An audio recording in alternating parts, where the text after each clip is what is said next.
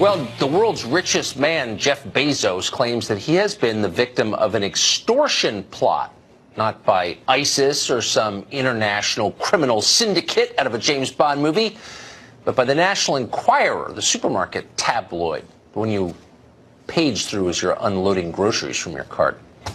Trace Gallagher has been following the story since the beginning, and he joins us tonight. Hey, Trace.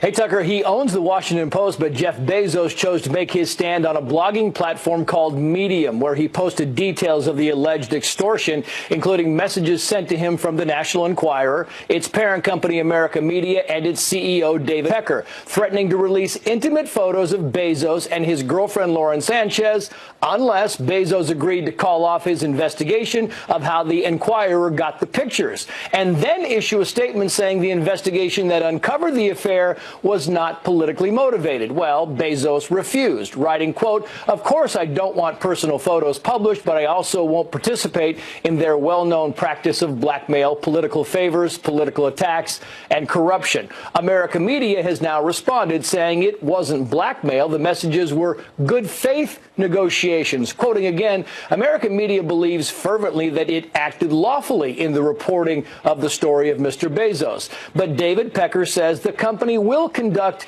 an internal investigation into what, if any, action needs to be taken. And to up the ante, federal prosecutors are now looking into the National Enquirer's handling of the Bezos affair.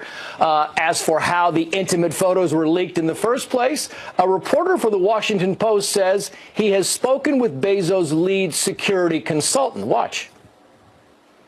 Gavin de Becker told us that he does not believe that Jeff Bezos' phone was hacked. He thinks it's possible that a government entity might have gotten hold of his text messages.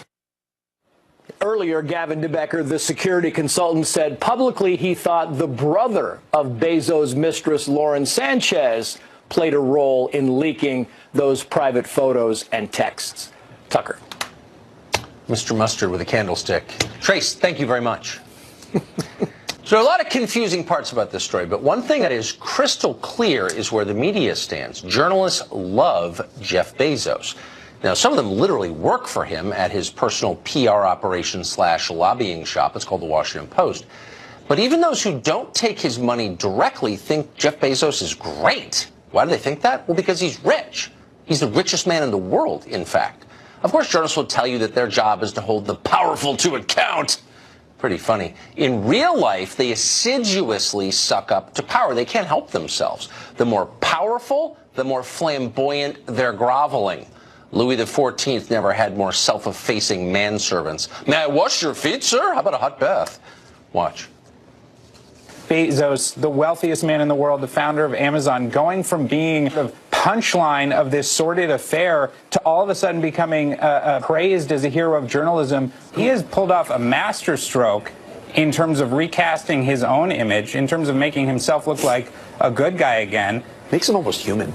Just like Us Magazine, hey, he's just like you and me, you know, and he's playing this brilliantly. There is a certain amount of badassness about Jeff Bezos that I think makes us all proud to work for him. They mess with the wrong guy, and they have found that out. As a source close to Bezos told me last night, do not poke this Bezos bear. Oh, he's a bear now! Not a dorky accounting major with an entirely predictable midlife crisis and a sad but obvious steroid problem. No, he's a powerful, masculine bear, a grizzly. Don't mess with Jeff Bezos. Growl. Jeff Bezos is so tough that Donald Trump just can't handle him. There's only room for one alpha bear in this town, so Trump is trying to take out Bezos Bear with a far-reaching secret conspiracy. Seriously, that's what they're saying. We know how he despises Jeff Bezos.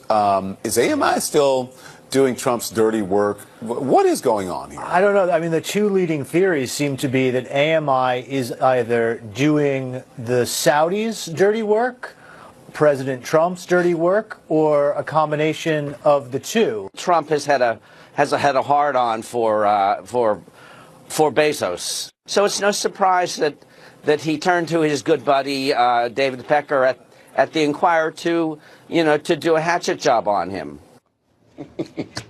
Suddenly the left believes in the deep state. We can't let them hurt Bezos, Bear. It's hilarious and nauseating.